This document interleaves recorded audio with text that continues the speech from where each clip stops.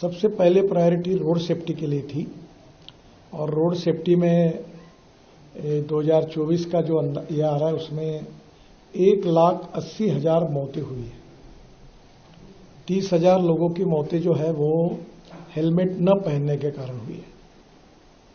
दूसरी गंभीर बात यह है कि 18 से 34 वयोवर्ग में 66% मौतें हुई है।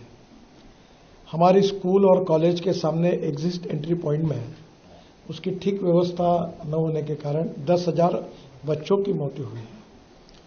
हमारी स्कूल के लिए जो ऑटो रिक्शा है और जो मिनी बस है उसके बारे में भी हमने नियम बनाए ताकि इसके एक्सीडेंट में बड़े प्रमाण पर मौतें हुई है।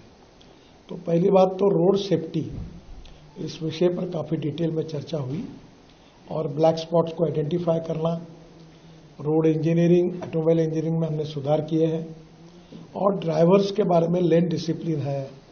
बाद में सिग्नल का कानून के प्रति आदर और सम्मान रखने के लिए ड्राइविंग लाइसेंस के न होने के कारण ऐसे भी लोगों ने गाड़ियां चलाई, उसके कारण भी करीब 3,000 मौतें हुई है। तो ये सब आइडेंटिफाई करके रीजन पे चर्चा हुई और आगे सबने मिलकर ये निर्धारण तय किया कि हम इसको कम करने की कोशिश करेंगे। दूसरा इम्पोर्टेंट एजेंडा था वो ड्राइविंग ट्रेनिंग सेंटर का था। हमारे देश में 22 लाख ड्राइवर्स की कमी है और उसके ऊपर भी आज हमने एक नई पॉलिसी बनाई है और वो पॉलिसी जो है इस किताब में जो आपको देंगे तो ये भी चर्चा उसमें हुई। बाद में जब एक्सीडेंट होता है तो हमने एक नई स्कीम शुरू की है, कैशलेस ट्रीटमेंट। और एक्सीडेंट होने के बाद तुरंत 24 घंटे के अंदर जैसे पुलिस में इंफॉर्मेशन जाएगी तो डॉक्टर जो होगा उसको, वो जो पेशेंट एडमिट होगा उसको 7 दिन तक ट्रीटमेंट का खर्चा या मैक्सिमम अप टू 1.5 लाख रुपए हम तुरंत देंगे उसकी ट्रीटमेंट के लिए। बाद में हीट एंड रन विक्टिम्स जो है उसमें भी मृत्यु होती है तो हम 2 लाख रुपए देंगे। इसके साथ साथ ये कैशलेस ट्रीटमेंट में हमने पायलट प्रोजेक्ट कुछ राज्यों में किए, कुछ कमियां ध्यान में आई, उसको सुधार कर अब नए आदेश हम वितरित करेंगे और ये भी निश्चित रूप से उपयोगी होगा। IIT मद्रास ने एक अच्छा ऐप तैयार किया है जिसमें ट्रांसपोर्ट सेक्टर को एक प्रकार जो अनेक रिफॉर्म है वो सब उसमें आए हैं, तो उसको भी लॉन्च किया गया।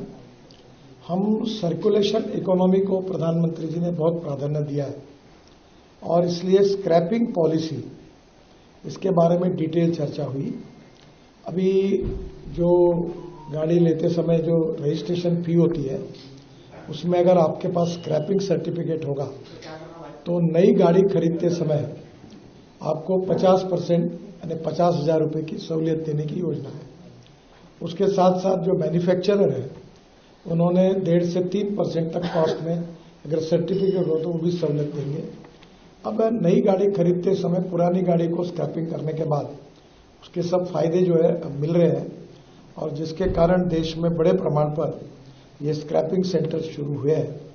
अभी ये संख्या हमारी अपेक्षा से कम है, करीब 78 to 82 वहाँ भी चालू हुए हैं, पर कम से कम 1,500 सेंटर्स खुले। और जो भारत सरकार की योजना है कि राज्य सरकार अगर अपनी गाड़ियाँ, बसेस, ट्रक स्क्रैपिंग करती है तो उनको कुछ मदद भी दी जाती है, उसके ऊपर भी चर्चा हुई और ये भी आज मीटिंग की प्रमुख विशेषता थी।